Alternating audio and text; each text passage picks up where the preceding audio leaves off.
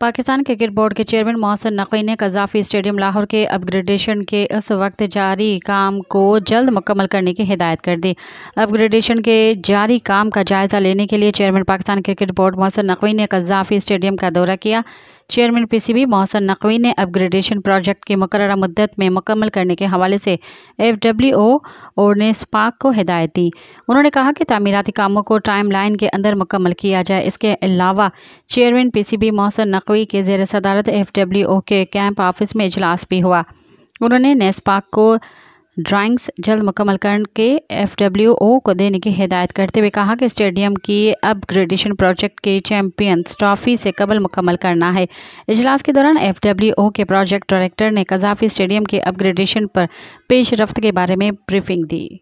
मज़ीद ख़बरन ऐं तफ़सीलात लाइ विज़िट कयो असांजी वेबसाइट www.awamiNewsHD.com ऐं ॾिसंदा रहो अवामी न्यूज़ HD।